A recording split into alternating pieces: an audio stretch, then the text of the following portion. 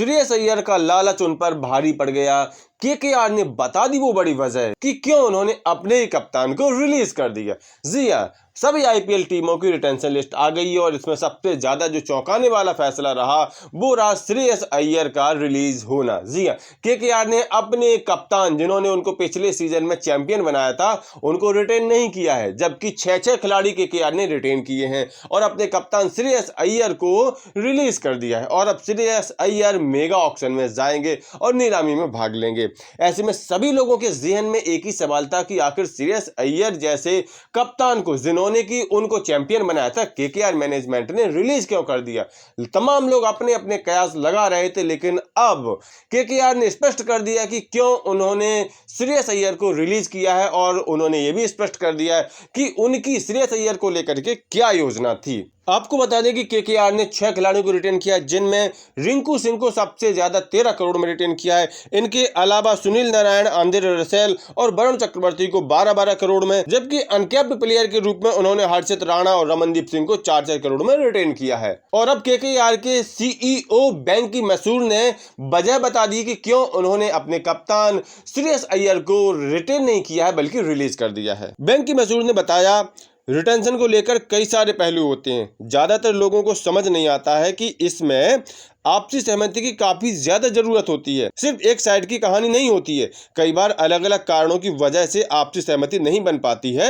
इसमें पैसे या फिर कोई अपनी वैल्यू को आंकना चाहता है, इससे भी फैसले पर प्रभाव पड़ता है। लेकिन वो हमारी रिटेंशन लिस्ट में पहले नंबर पर थे। यहाँ पर वेंकी मैसूर ने स्पष्ट कर दिया है कि केकेआर चाहती थी कि वो अपने कप्तान श्रेयस अय्यर को रिटेन करें और वो उनकी पहली प्राथमिकता में थे, लेकिन उन्होंने इसके साथ स्पष्ट भी कर दिया कि हर कोई अपना अपना निर्णय लेने के लिए स्वतंत्र होता है और यहाँ पर कई बार बात पैसे पर भी आ जाती है और इसके अलावा आपसी सहमति कई सारे मुद्दों पर नहीं बन पाती है। वेंकी ने अपनी बात को आगे बढ़ाते हुए कहा, वो टीम के कप्तान थे और उनके इर्द गिर्द ही हमें टीम बनानी थी। हमने 2022 में उनको इसी खास काम के लिए सिलेक्ट किया था।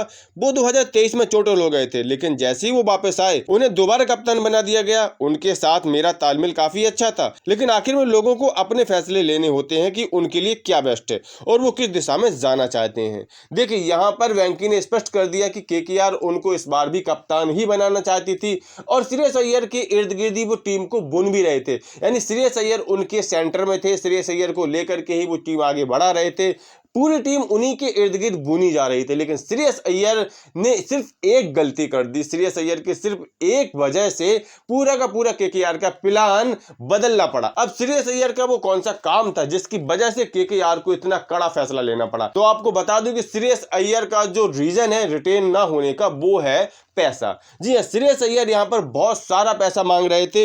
इतना पैसा केकेआर उनको देना नहीं चाहती थी और पैसे पर ऐसी बात बिगड़ी कि केकेआर ने इनको रिलीज करना ही उचित समझा।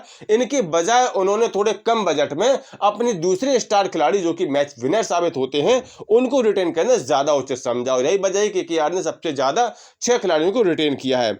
यहाँ श्रेयस अय्यर की बात करें तो श्रेयस अय्यर का यह फैसला कहीं ना कहीं उनके पैरों पर कुल्हाड़ी की तरह हो सकता है, क्योंकि वो एक डिफेंडिंग चैंपियन के कप्तान थे। उनकी कप्तानी में टीम ने जीता था, इससे उनका सम्मान काफी ज्यादा बढ़ रहा था। यहाँ पर केकेआर भी उनको 18 करोड़ के लगभग रुपए दे रही थी, लेकिन उनको इससे भी ज्यादा चाहिए था। उन्हें लग रहा था कि मेगा ऑक्शन में जाने पर उनको 20, 22, 25 करोड़ रुपए मिल सकते हैं। शायद ऐसा हो जाए कि मेगा ऑक्शन में श्रेयस अय्यर जितना रुपया चाहे उतना मिल जाए, लेकिन इसकी उम्मीद बहुत कम है।